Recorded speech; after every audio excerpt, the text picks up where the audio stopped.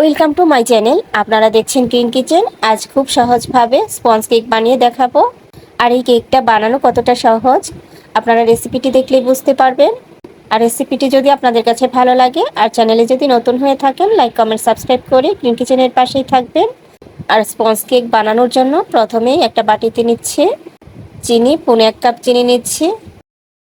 আর উষ্ণ গরম তরল দুধ নিব 1 কাপ। ইস্ট দিব 1 টেবিল চামচ।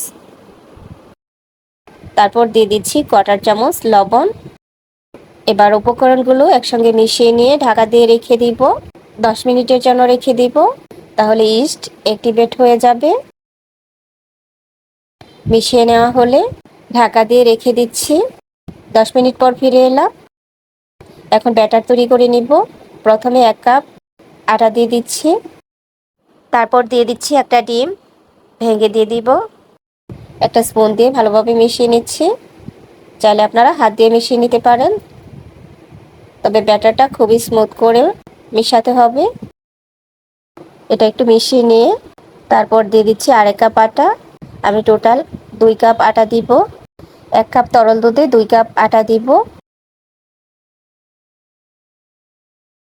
এখন রান্নার সাদা তেল দিয়ে দিব 1 টেবিল চামচ। একটু সময় নিয়ে ভালোভাবে স্মুথ করে মিশাতে হবে।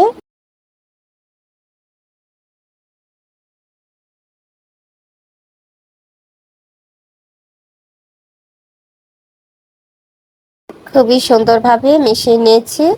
আর ব্যাটারের ঘনত্বটা আপনাদের দেখিয়ে দিচ্ছি।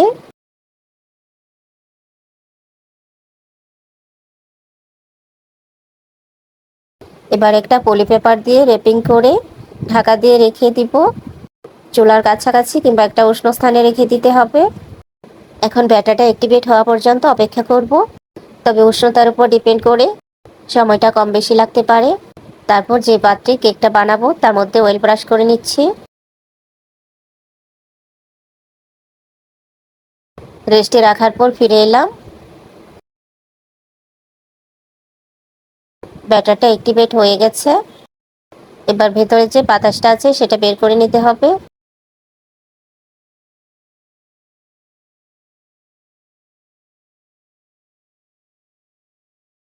তারপর দিয়ে দিচ্ছি জেমস।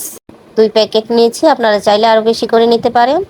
তাছাড়া জেমসের পরিবর্তে এখানে আপনারা ড্রাই ফ্রুটস বা কিশমিশ নিতে পারেন। এবার নাড়িয়ে ব্যাটারের মধ্যে ছড়িয়ে দিচ্ছি। ভালোভাবে মিশিয়ে নিয়েছি।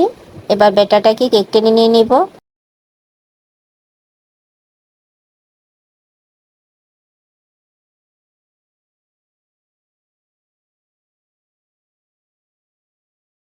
উপরটা যতটা সম্ভব লেবেল করে দিতে হবে।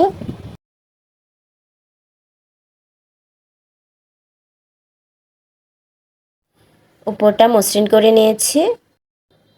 তারপর আবারও ব্যাটারটাকে ঢাকা দিয়ে 5 মিনিটের জন্য রেস্টে দিয়ে রাখবো।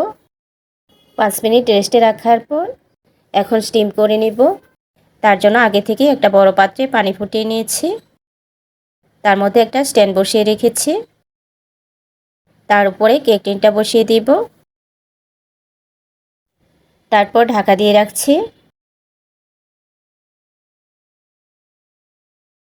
ঢাকনার যে ছিদ্রটা আছে সেটাও ক্লোজ করে নিতে হবে। মিডিয়াম টু লো হিটে রেখে দিব 30 থেকে 45 মিনিট পর্যন্ত। তাপমাত্রার কম বেশির জন্য একটু সময় কম বেশি লাগতে পারে। ফাঁকে চেক করে দেখে নিব কেকটা হয়ে গেছে কিনা। একটা স্টিক দিয়ে চেক করে নিতে হবে। স্টিকটা যদি ক্লিয়ার আসে তাহলে বুঝতে হবে কেকটা হয়ে গেছে। যদি ওটা আমার স্কিপড হয়ে গেছে তার জন্য দেখাতে পারলাম না। তাছাড়া কেকটা হয়েছে কিনা উপর থেকে দেখলেও বোঝা যাবে। মোল্ড থেকে ছাড়ানোর জন্য সাইডটা একটু ছাড়িয়ে নিতে হবে।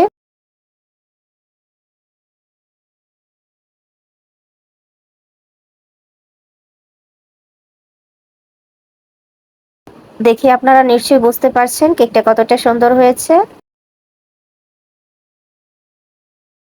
এবার কেটে আপনাদের দেখিয়ে দিচ্ছি।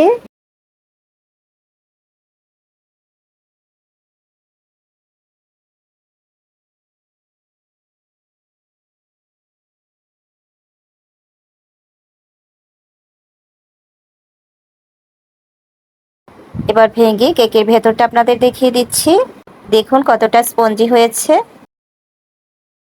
আশা করছি রেসিপিটি আপনাদের কাছে ভালো লেগেছে। আবারও দেখা হয়ে যাবে অন্য কোনো নতুন মজাদার রেসিপি নিয়ে। সেই পর্যন্ত সবাই ভালো থাকবেন। আল্লাহ হাফেজ।